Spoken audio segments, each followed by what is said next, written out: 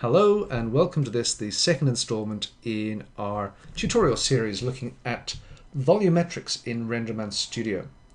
So in this episode we're going to be looking at another application of Renderman and Maya fluids. Now you may recall from the previous tutorial we actually loaded a pre-made effect from Windows General Editor's Visor, and in the fluid examples, we loaded in this scene here and reused part of this scene to produce an atmospheric effect. So in other words, our objects, as they recess into the background, become more desaturated. So we used it basically as an atmosphere fog. I would highly advise you in your own time, if you want to learn about Maya fluids, to actually go through these scenes through Visor and take them apart and try and understand what's going on in them. I don't hold myself up to be an expert in Maya fluids at all, but I can actually get by taking things apart and figuring out how they work and putting them back together again, which has got me this far, and hopefully the results aren't too bad. Okay, so what will we be looking at in terms of volumetric effects in this edition? What we want to look at is light fog. So these kind of effects that we have here, let me just start this up again, the kind of effects which you see in Blade Runner. Let's drag this over here. Oh dear, this is my screen is actually just being a little bit stroppy on me. So this is Blade Runner, the Bradbury building in Los Angeles, with lots of kind of God rays coming through, and basically a smoky atmosphere is quite common on a film set for somebody to go through and smoke the set to get these kind of effects. But the other iconic image which comes from this, if we go to Grand Central Station with the lights streaming through the windows here onto the concourse below. The other thing which obviously is used quite significantly is a lot of people refer to as God rays coming through clouds. So it's huge rays of light coming through clouds, and they're very impressive. They give a fantastic sense of atmosphere, scale, just generally they're cool. So let's try and achieve some effects like that using simple Maya and Renderman techniques if we can. Let's start off. The first thing we need to do is we need to open up the fluids menu and give ourselves a fluid container. So this is just an empty container. That's what we're working with here, three-dimensional empty fluid shape. Okay, now straight off the bat, if I was to render this, oops, that's my render settings, render it, and let's just get always on top here, we can't see anything. Okay, let me just drop this over here so it won't be doing any harm. Okay, the reason for this is currently this is empty. Okay, there's nothing in it. It's a container with nothing in it. Now, something to bear in mind is, as it stands currently, what we're seeing is obviously no rendering in our viewport. We can actually improve that if we go to press 5 on the keyboard, or click on this button here, or pressing 6 to make it textured. We won't be seeing anything at the moment. I've just turned off my grid there because there's nothing in here. So don't be worried, we're not seeing anything because there's nothing actually there. But when we go into our fluid shape, so fluid shape is selected, changing from dynamic grid, which is the default for density, and density is the parameter we'll be dealing with mostly for this tutorial. So go from dynamic grid to gradient, and instantly we see something there. Now you have a choice between this is wireframe, this is textured, and this is textured with the actual texture on it. So this 6 is what we want, shortcut key, so we actually see it fully textured. The reason for this is we'll actually get feedback as to what way our volumetric container is working in the viewport. Now let's just do a quick render here. Let's re-render. Already we can see it's rendering. Okay, that's moderately cool, but not particularly impressive. The next thing which we want to do is probably put in a light. So I'm going to use a Renderman area light, and I'm going to move it up. And let's just move it around so it's pointing into this. So just rotate it about 45 degrees-ish, and let's move it over here and down here, and let's see where it's going. Okay, so it's facing in there, and let's give it a bit more brightness before I even try re-rendering it. Let's go to about 5, and let's see what happens when I render this. We're getting a bit of an effect happening here. Bit of an effect, not great, not terrible. Let's push it up to 6, just get a little bit more. Okay. Okay, it's lighting up this volume, but it's lighting it up in a way which is not terribly impressive. Now, what we can try, but I'll be turning this off quite shortly, we can actually turn on our ray tracing. So if we go to Features and turn on ray tracing, and I'll re-render, we'll get slightly better render in that it's actually calculating the way in which light is being absorbed by this, by the volume. Okay, but it's not something I'm going to leave on while I actually tune my effect. Okay, I'll turn it back on again later. So we have our volume here. How can we actually improve the look of the volume? Now, the first thing which I'm going to suggest to you is actually increasing our base resolution.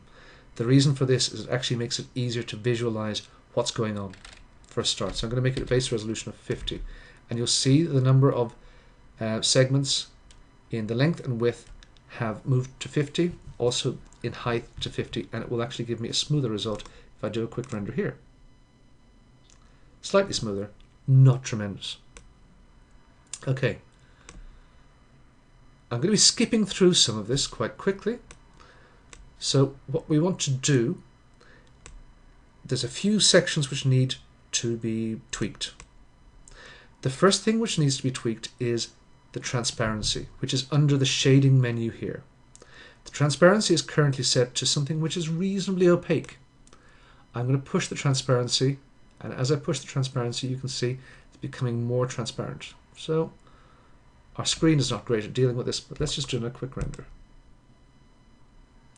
You can see now the difference between this, and let me just raise it. Okay, so Windows, it.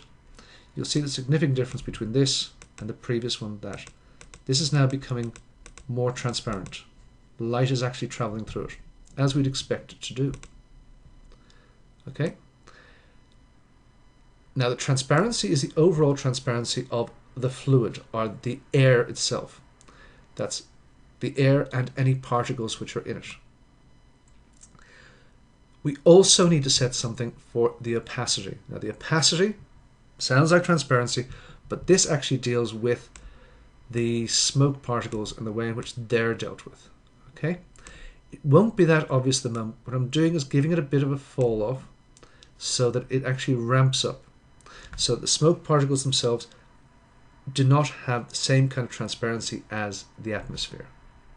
I'm going to leave things as they are there for the moment, and the next section we want to look at is under textures.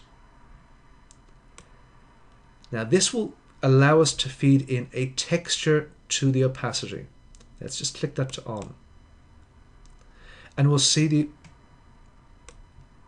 the atmosphere appears to have disappeared entirely. That is probably because this setting is too low for it. So we'll need to tweak this, and we'll need to tweak it back when we go for a render. Just so we can see things in viewport, we need to tweak it so that we get this kind of visibility with ghostly kind of images there. Okay?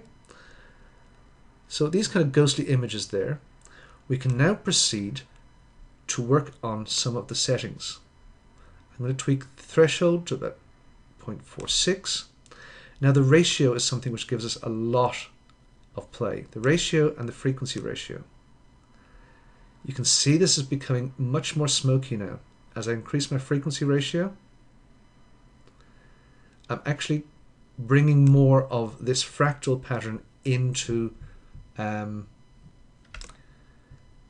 environment. So it's becoming more fractalized. Now, the next thing which I'm going to set here is going to make a massive difference. This setting actually will clear out a lot of the smoke and make things more black and white in terms of texture. So that's called inflection. Inflection changes things dramatically. Again, let me just drop down my transparency here so we'll see a bit more what's going on. So it actually increases the difference between the bright and the dark. I'm just going to try a quick render here to see what this is looking like. And you can see even already, oops, let me just zoom in a bit, re-render. We're getting something which approximates to a smoky room with a certain amount of variation within that fog. Okay, not perfect, but not bad. Okay, I can do a little bit more tweaking this. There's all kinds of parameters I can work with. The frequency ratio will give me some very good stuff. Amplitude possibly bring down. Threshold. Again, playing with this. And ratio.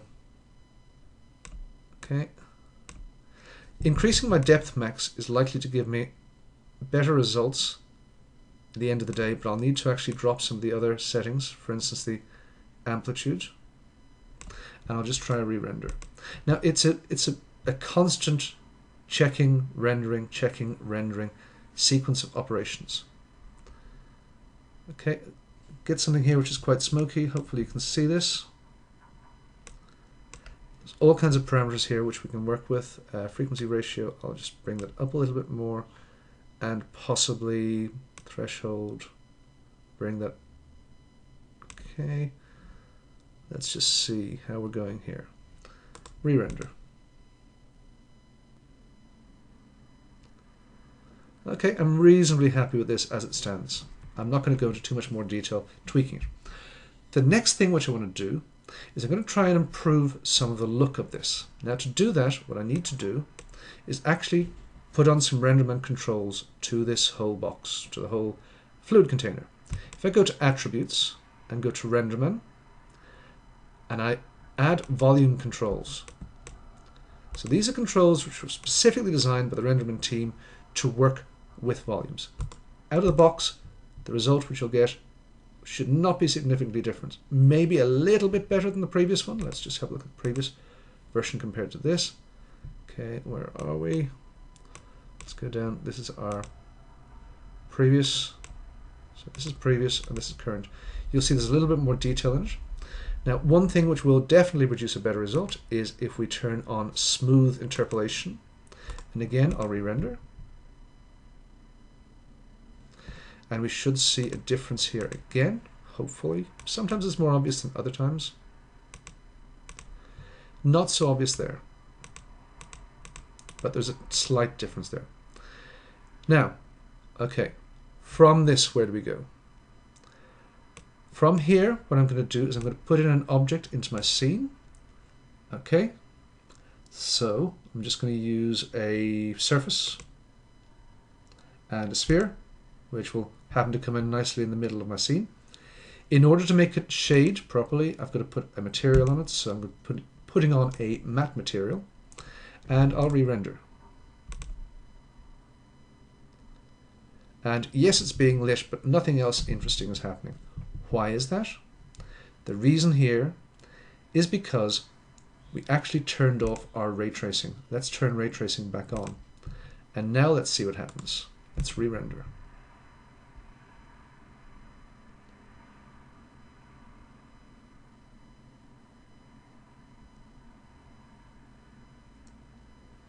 And now hopefully you can see in your monitor there's actually an atmospheric shadow here. Let me go back to the previous and we'll compare these two. So this is current and previous. You'll see quite a significant atmospheric shadow there. So that's quite simple, straightforward, out of the box. Now there's a few more things we can do to tweak this, but I'm going to leave it as it stands for the moment. We'll come back to it at a later point because we're just about 15 minutes in.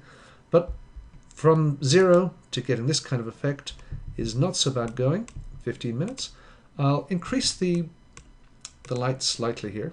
Now, a thing to remember is light intensity is powers of 2. So let me just go to, say, 8 here.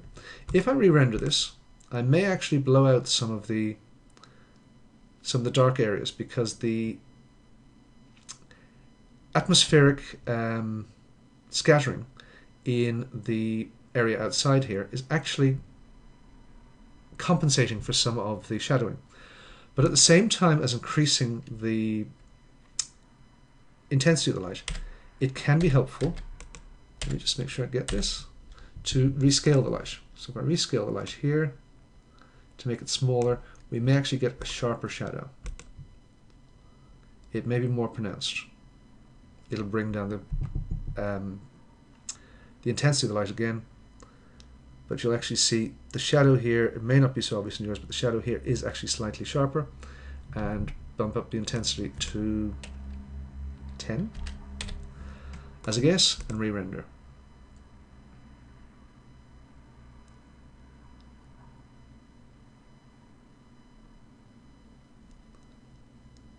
Okay, so you can see a significant amount of shadowing down here. There are some other methods which we can use, which will be useful for this, but I'm going to call a halt to this here because we're just about 15 minutes or so, and I will come back again sometime tomorrow with a further advancement of this technique. So thanks very much for your time, and I look forward to bringing some more of this to you soon.